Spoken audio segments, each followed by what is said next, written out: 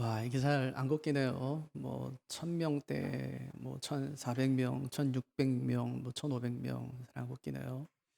어느 나라에서는 그냥 코로나 같이 삽시다 그러는 것 같아요. 예, 뭐 이제는 뭐 방법이 없으니까 그냥 같이 삽시다 감기처럼. 음, 한편으로는 아유 뭐 어쩔 수 없으니까 저렇게 하겠다 싶기도 하지만 또 한편으로는 어떻게 하려고 저러나 뭐 싶은 생각도 들어요. 뭐 아프니까 또 잘못하면 죽으니까 이게 계속 뭐 전염되고 하니까 야 이게 참 어떻게 되나 이제 싶은 생각 많이 드는데 이 어려운 상황에서도 우리가 이 하나님 한 분 꼭 붙들고 믿음으로 잘 살아가시기를 바랍니다. 특별히 어, 예배할 때 참 좋았는데 그죠? 몇 달이지만 또 예배할 때 참 좋았는데 이제는 그나마도 예배할 수 없으니까 아유 참 마음이 좀 쓸쓸하다 이런 생각이 많이 들고요. 이럴 때일수록 개인적인 신앙 관리, 또 신앙생활, 또 개인 경건 생활 또 잘 유지하며 그렇게 신앙생활을 하시기를 바랍니다. 참 하나님께서 이런 기회를 통해서 우리를 다시 한번 재점검시키시는 것 같아요. 예, 재점검, 우리의 신앙을, 우리의 삶을 재점검시키는 것 같아요. 그래서 이런 시기에 우리의 신앙을 다시 한번 재점검하시고 하나님 앞에서 바르게 살지 못했던 부분이 있다면 이번에 다시 한번 돌이켜서 예, 우리가 함께 모일 수 없어도 예배할 수 있는 그런 믿음의 사람들로 다 세워지기를 주님의 이름으로 축복합니다. 바울이요 오늘 말씀 보니까 전신갑주를 구성하는 장비들에 대해서 이제 쭉 설명하거든요. 6가지 장비 얘기하면서 이 장비를 착용하고 도대체 뭘 하라고 하는 건가? 뭘 하라는 거예요? 마귀의 관계에 대적하기 위하여 그렇게 얘기하거든요. 또 하나가 이제 서서 그렇게 얘기해요. 서서 이 장비는 차고 나가서 이제 밖에 나가 싸우는 것이 아니구나. 뭐냐면 서 있는 거예요. 장비를 잘 착용하고 서서 그렇게 얘기해요. 여러분이 가진 성경에도 11절에 서서라는 단어가 있나요? 아마 없을 거예요. 한글 성경에 나오지 않지만 원문을 보면 서서라는 단어가 나오고요. 또 영어 성경을 보면은 서서라는 단어가 나와요. 11절에도 13절에도 14절에도 서서라고 그렇게 말씀하세요. 서 있으래요. 이 장비 잘 착용하고 서 있어라. 뭐 하래요? 대적하래요. 대적하는 게 뭐라고 그랬죠? 자기 자리 잘 지키는 것. 그게 대적하는 거예요. 사탄이 어디 공격한다고요? 사탄이 우리의 마음, 우리의 속마음, 막 우리 마음 막 속상하게 하고 우리의 구원을 흔들고 막 그렇게 하는데 그때 어떻게 해야 되냐? 사탄에게 잘 대적해야 된다. 대적하는 게 뭐라고요? 자기 자리 잘 지키는 거다. 어떻게 지키래요? 하나님의 전신갑주 입고 마귀의 간계에 미혹에 잘 대적해라. 그렇게 말씀하고 계신 것이죠. 왜 하나님이 서라고 말씀하실까요? 싸워야 되기 때문에. 우리가 이제 전쟁 났는데 가만히 앉아서 싸울 수는 없잖아요. 적어도 서야죠. 서서 싸워야 되는 것 아니에요. 그러니까 군대에 가게 되면 훈련소에서 내내 하는 훈련이 뭐냐면 서 있는 훈련이에요. 차렷 자세로 서게 하고요. 열중 쉬어. 쉬는 자세도 서게 하고요. 그다음에 늘 헤쳐모여요. 헤쳐모여. 뭐 정식 간격으로 뭐 헤쳐모여. 좁은 간격으로 헤쳐모여. 늘 서는 훈련을 시키죠. 그러니까 결국 이제 군대에서 우리에게 훈련시키는 것은 뭐냐면 자기 자리 잘 찾는 훈련이에요. 자기 자리 잘 지키는 훈련. 그 훈련을 계속 시키는 거죠. 우리의 삶에도 서는 것이 굉장히 중요한데요. 바울이 여러 서신에서 굳게 서라 이렇게 말해요. 굳게 서라. 어떻게 해요? 주 안에서 굳게 서라. 그렇게 이야기하죠. 주 안에서 굳게 서라. 데살로니가 교회가 주 안에서 굳게 섰다는 소식을 들었어요. 바울이. 어떻게 했대요? 크게 기뻐했대요. 예. 우리가 해야 될 일은 뭐냐면 주 안에서 굳게 서는 일이에요. 굳게 서는 일. 굳게 살려면 어떻게 해야 된다는 거예요? 하나님의 전신갑주를 입어야 된다. 이제 그렇게 말씀하고 계신 것이죠.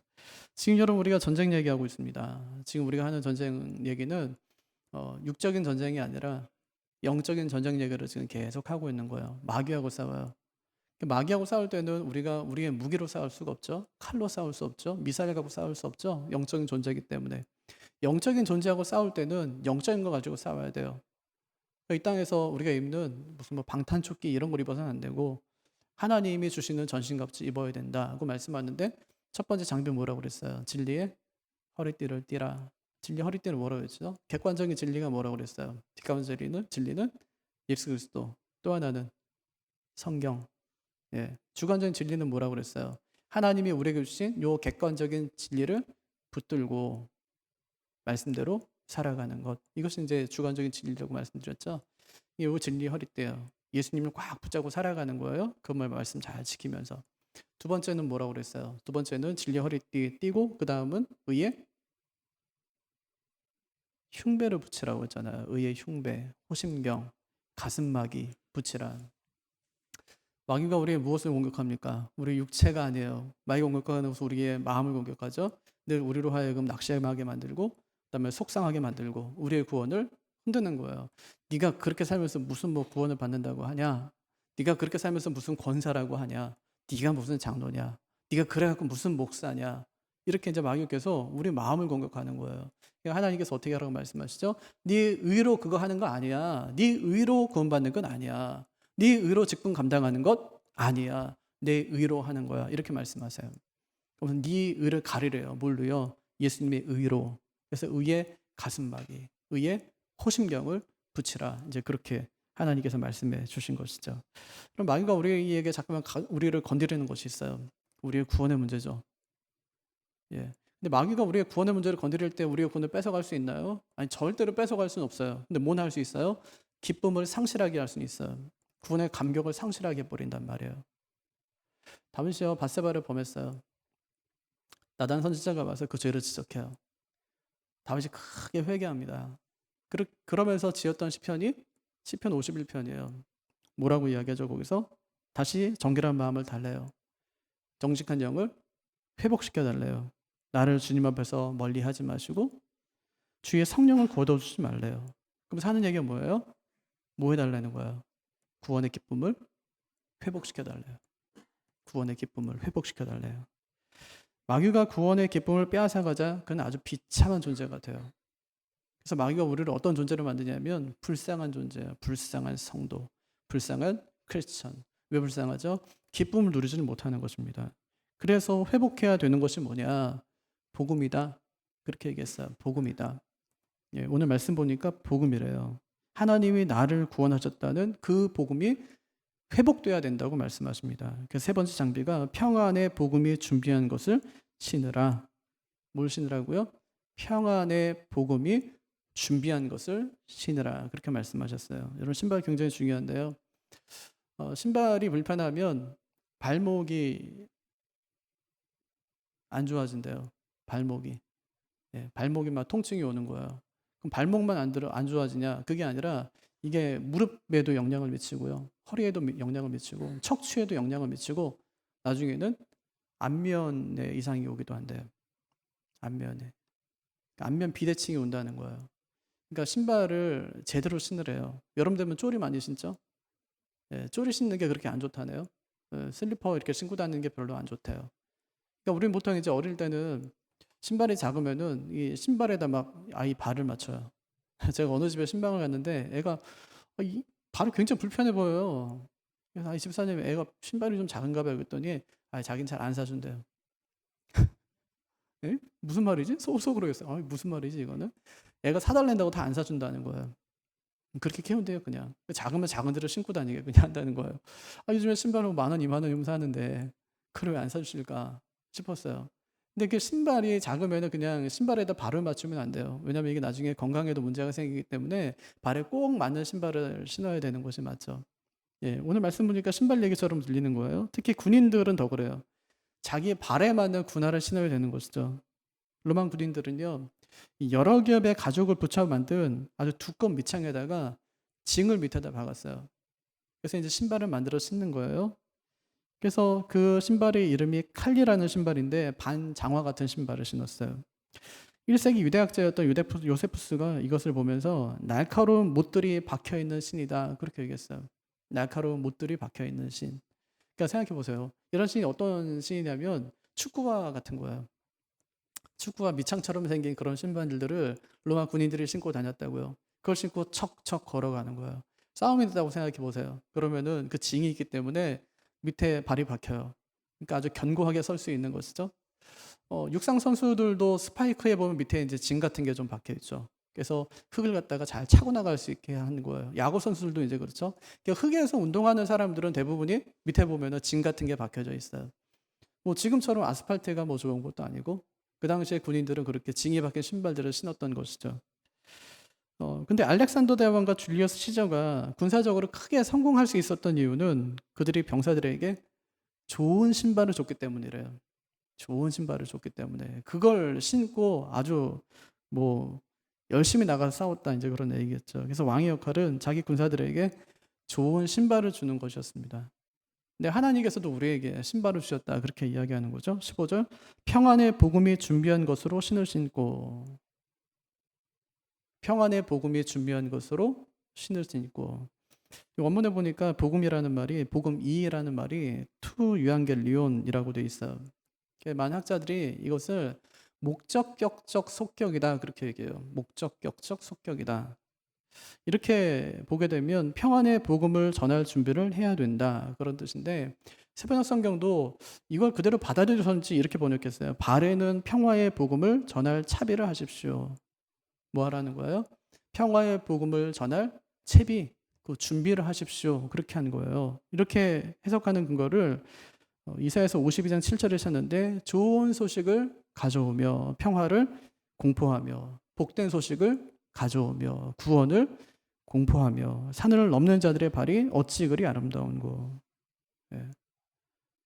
그러니까 지금 복음 들고 산을 넘어가는 거예요.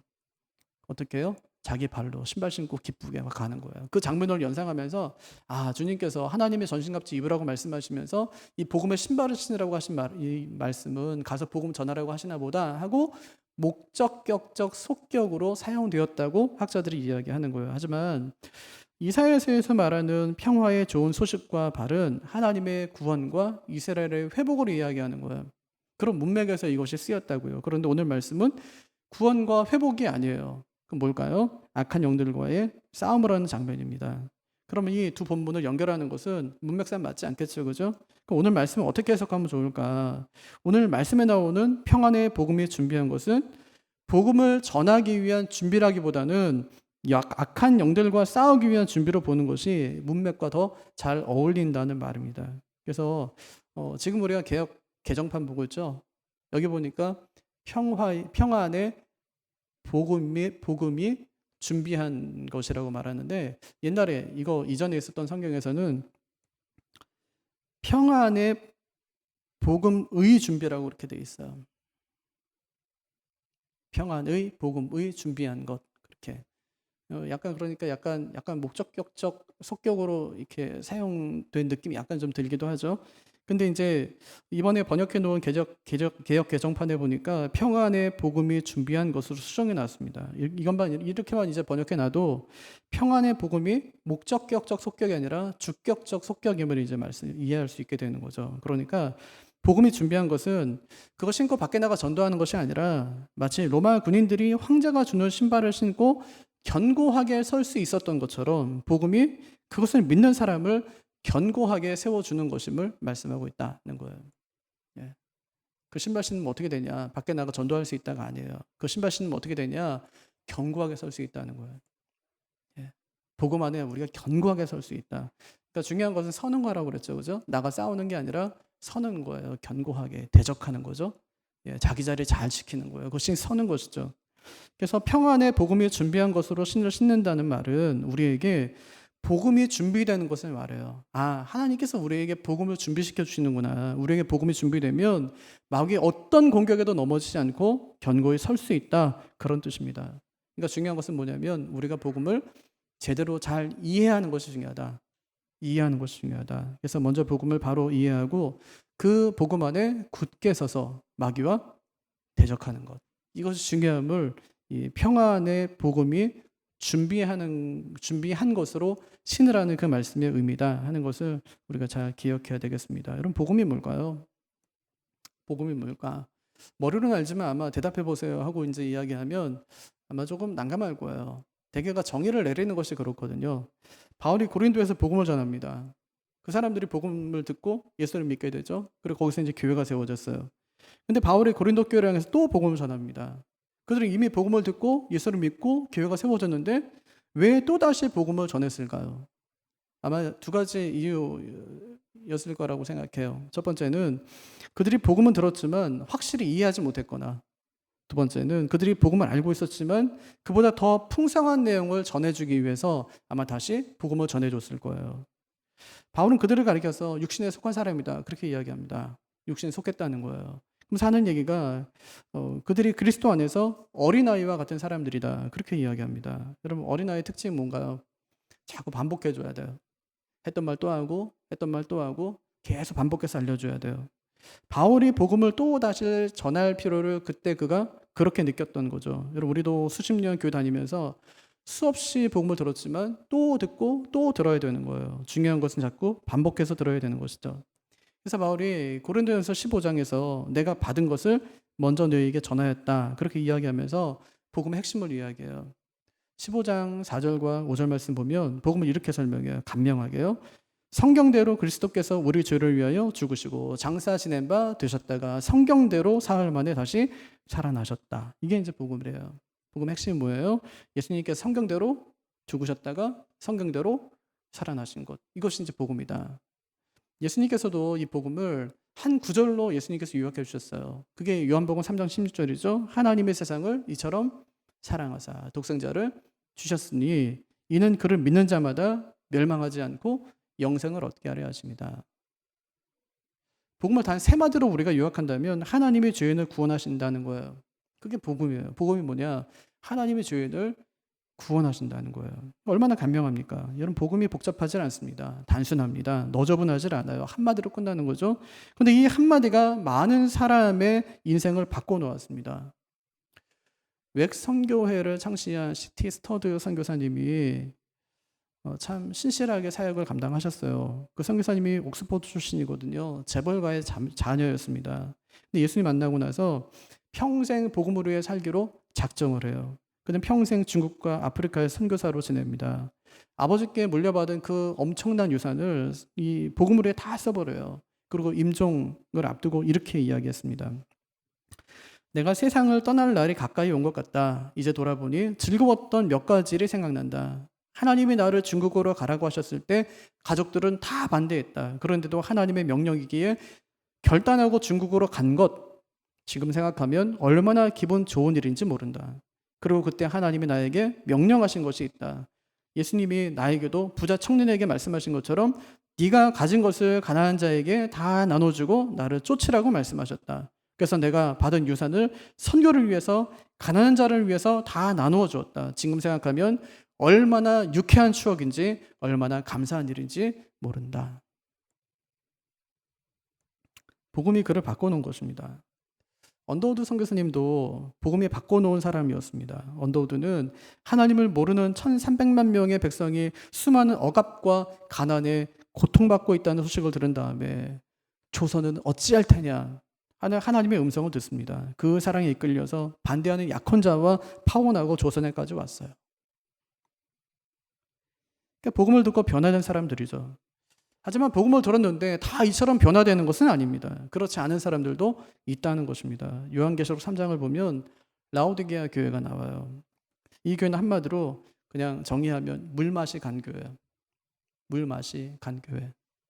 마치 그냥 미지근한 콜라처럼, 김 빠진 콜라처럼 그런 교회였어요. 주님께서 이 교회를 향해서 내 입에서 너를 터여버리겠다, 그렇게 말씀하세요. 그 교회가 어떤 교회길래 주님께서 왜 그런 말씀을 그 교회에 하셨을까요?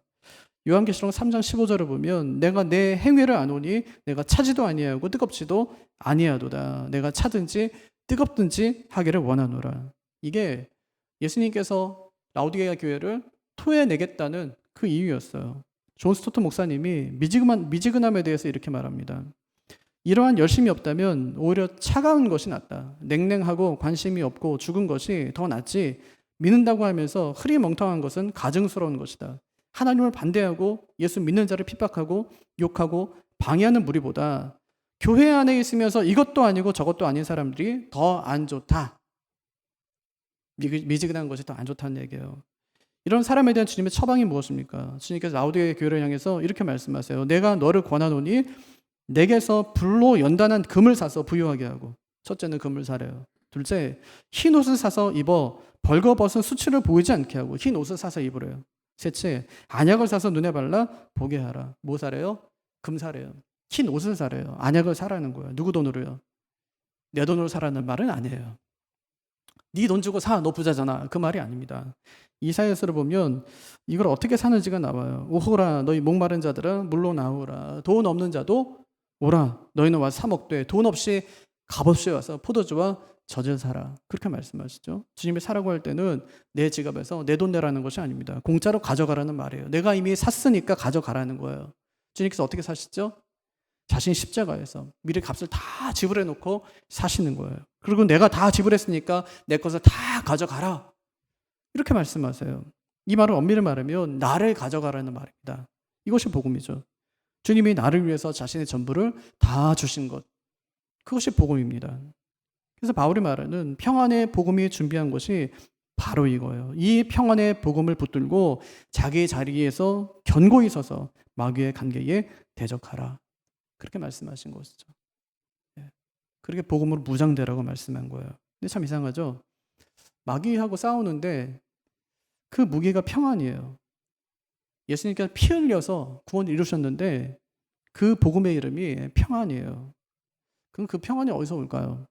복음이 주는 진정한 기쁨은 우리가 어디서 누릴 수 있을까요?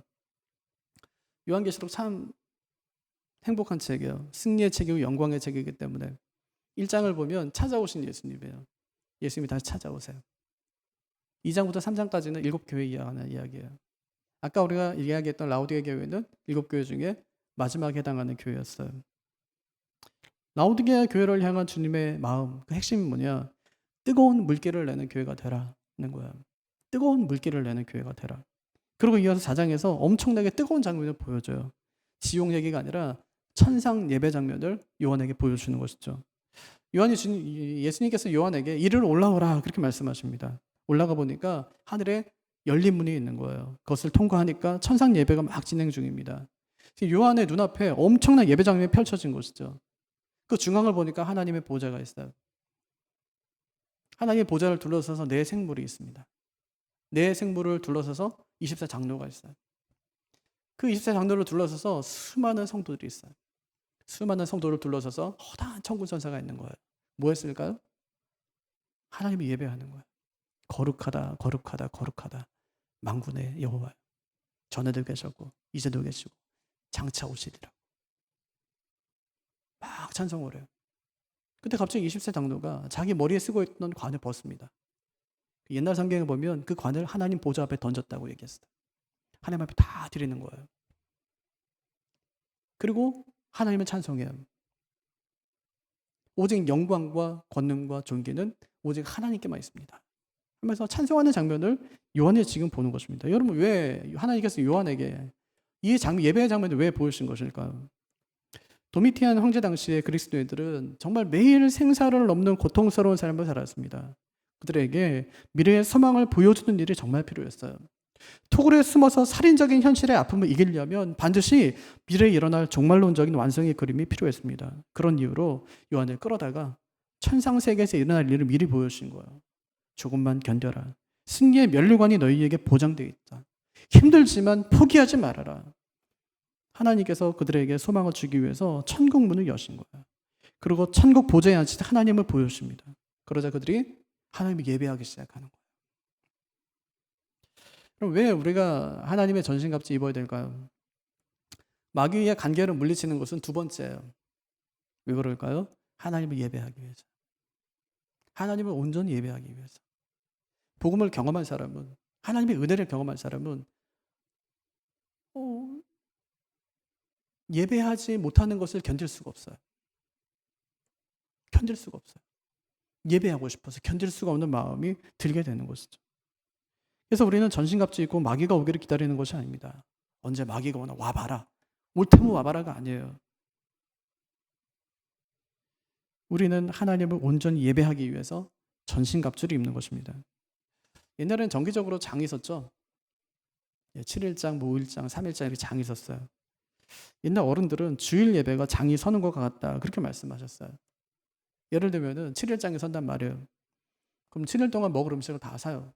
그 7일 동안 이제 그 먹을 음식을 다 먹고 이제 잘 사는 거죠. 한 주를 그렇게 살아요. 주일 예배가 바로 그런 것인데 주일 예배의 능력으로 다음 예배 때까지 살아가는 거예요. 그런데 장을 보지 않으면 일주일 동안 그냥 굶는 거예요. 일주일 동안 굶으면 사람이 거의 아사 직전에 갑니다. 진짜 힘들어서 어떻게 움직일 수가 없어요. 근데 예배를 드리지 않는 분들은 도대체 무슨 힘으로 살아가는지 모르겠어요. 예배를 통해서 환난을 이길 힘과 능력을 공급받는데 예배를 제대로 드리지 않으면서 어떻게 잘 지내고 있습니다 라고 말하는지 이해가 잘 되질 않아요. 마귀가 우리에게 무엇을 공격할까요? 여러분, 마귀가 제일 싫어하는 게 뭘까요? 우리가 잘 먹고 잘 사는 거 그거 아닙니다. 그 마귀가 오히려 원하는 거야. 그래, 잘 먹고 잘 살아. 그거면 됐지 뭐. 야, 무슨 예배야. 코로나인데. 마귀가 제일 싫어하는 것이 우리가 예배에 꼬박꼬박 참여하는 거야. 꼬박꼬박. 코로나 기간인데도 인터넷에 접속해서 휴대폰 앞에서 컴퓨터 앞에서 TV 모니터 앞에서 예배를 꼬박꼬박 드리는 것입니다. 로마 제국이 사도 요한을 반모섬으로 유배를 보냅니다. 유배 보낸 이유가 간단해요. 그 당시 성도들로부터 사도 요한의 영향력을 끊는 거예요. 더 이상 그들에게 이 선한 영향을 끼치지 못하게 하기 위해서. 그리고 유배를 보냅니다. 하지만 이것은 단순한 그런 차원의 차단은 또 아니었어요. 요한을 예배 공동체로부터 분리시킨 것입니다. 그에게 예배 드리지 못하게 하는 거예요. 여러분, 성도는 예배 드릴 때 힘을 얻지 않습니까? 교회 정말로 출상을 하고 왔다가 교회 밖을 나갈 때, 예배 드리고 교회 밖을 나갈 때는 천사의 얼굴로 나가는 것이 그것이 예배입니다. 코로나 때문에 예배 나오지 못했다가 예배 나온 성도들이 하는 말이 뭐냐면, 목사님 이제 좀 살겠어요 하는 말이었어요. 이제 좀 살겠어요. 요한이 예배 공동체로부터 멀어집니다. 그랬더니 하나님께서 그에게 첫 번째 환상으로 보여주는데 그것이 바로 천상에서 드리는 예배였어요. 예배당에서 함께 모여서 예배하지 못하니까 그에게 천상 예배에 참여하게 해서 예배의 기쁨을 맛보게 하신 것입니다. 그래, 코로나 기간 중에 함께 예배할 수 없죠. 하지만 하나님께 또 다른 방법으로 우리에게 예배하게 하세요. 요한은 홀로 남았지만, 유배지였지만 하나님께서 그에게 천상 예배를 참여하게 하세요. 요한의 마음이 완전히 열려버립니다. 지금은 힘들고 고통스러운 건 아무것도 아니게 되었어요. 내가 진짜 고통스럽게 힘들게 어렵게 살다가 죽는다 할지라도 이 천상 예배 한 번 경험하고 난 다음부터는 더 이상 두려울 게 없는 거예요. 주님이 그를 천상 예배 현장으로 부르십니다. 이리로 올라와라. 여기에 와서 한번 보라. 그렇게 말씀하세요. 그가 성령에 감동되어서 천상의 성도들과 함께 하나님께 예배합니다. 여러분, 우리에게도 이런 은혜가 있기를 바랍니다. 말로만 복음하지 말고 복음을 받았다면 그 자리가 어떤 자리이든지 예배의 자리에 굳게 서서 하나님을 예배할 수 있는 우리 모두가 되기를 바랍니다. 저는요, 정말 일주일의 삶이 그냥 예배에 집중되어 있어요. 물론 목사니까 그럴 수 있죠. 예배 준비했는데 일주일의 삶이 다 맞춰져 있어요. 월요일부터 토요일까지 계속 예배 생각뿐이에요. 우리도 마찬가지죠. 우리의 모든 에너지를 전부 예배에 집중시켜야 합니다. 우리가 이렇게 예배에 집중할 때 하늘의 문이 열리고 하나님 아버지가 앉아 계신 보좌 앞으로 나아가는 그런 예배를 경험하게 되는 것입니다. 그 예배를 경험하면 상상할 수 없는 엄청난 은혜와 능력과 영광이 우리를 덮는 것입니다. 아마 염려와 근심 속에 사는 분들이 계실 거예요. 그런데 뜨거운 칼이 버터를 가르고 지나가는 것이 그것이 예배예요. 우리의 심령을 꿰뚫고 지나가는 것이 그것이 예배입니다. 예배를 드리다가 정말 염려와 근심에 잘려나가는 경험을 하신 분들을 많이 보았어요. 예배를 통해서 육체의 질병에 치유되고 마음의 질병에 치유되는 분들을 많이 보았습니다. 예배는 그런 것이죠. 죽은 자가 살아나고 병든 자가 치유되는 것이 그것이 예배입니다. 그래서 예배는 생명의 공급처이고 부활의 현장입니다. 다시 살아나는 것을 경험하는 것이 그것이 예배라는 것이에요. 그래서 마귀가 예배를 방해합니다. 예배가 별것 아닌 것처럼 생각하게 하고 이번이 아니면 다음에 하면 되지 라고 생각하게 합니다. 여러분, 이것이 마귀가 하는 짓이죠. 절대로 속지 마시기를 바랍니다. 그럼 어떻게 예배를 다른 것과 타협할 수 있습니까? 타협하려는 마음이 들게 되면 넌 마귀니까 그렇지 하고 말씀에 칼로 베어내고 예배 자리로 나와야 합니다. 휴대폰 앞으로, 또 컴퓨터 앞으로, 화면 앞으로 나와서 하나님께 예배해야 합니다. 말로 표현할 수 없는 신비한 능력이 예배에 있습니다. 앞으로 어떤 환란이 찾아온다 하더라도 이것은 이기 하느님이 예배에 있다는 것을 명심하시고 그 예배 앞에서 그 하나님의 거룩하심 앞에서 복음 붙들고 날마다 서서 그 예배에 승리하는 분들이 꼭 되시기를 바랍니다. 날마다 예배를 기다리면서 소망하며 사시기를 바랍니다. 정말 최선의 예배, 최고의 예배를 하나님께 드리시기를 바랍니다. 내 힘의 95%가 아니라 정말 100% 힘으로 주님 앞에 나아가서 예배하시기를 바랍니다. 예배를 위해서 최고의 컨디션을 유지하고 주일 예배를 위해서 모든 것을 다 준비해서 드리는 우리 모두가 되기를 바랍니다. 우리 예배가 환난을 이길 힘을 주고 관계가 회복되고 지친 영혼에 힘을 얻는 그런 예배가 되기를 바랍니다. 오늘 하나님께서 우리에게 전신갑주 세 번째 장비를 차라하기를 말씀하세요. 평안의 복음에 준비한 것으로 신을 신으라는 것입니다.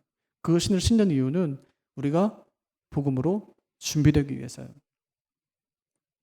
우리가 복음으로 준비되기 위해서. 그렇게 복음으로 준비된 사람은 두 가지를 얻는다고 말씀하셨어요. 첫째는 마귀의 어떤 공격에도 넘어지지 않고 견고히 선다. 두 번째는 예배의 자리에 서서 하나님을 섬긴다. 그렇게 말씀하셨어요. 그 복음하게 굳게 서서 하나님께서 기뻐하시는 삶을 살아드리고 특별히 마귀의 어떤 공격에 넘어지지 않고 예배 자리에서 하나님을 섬겨가는 우리 모두가 되기를 주님의 이름으로 축복합니다.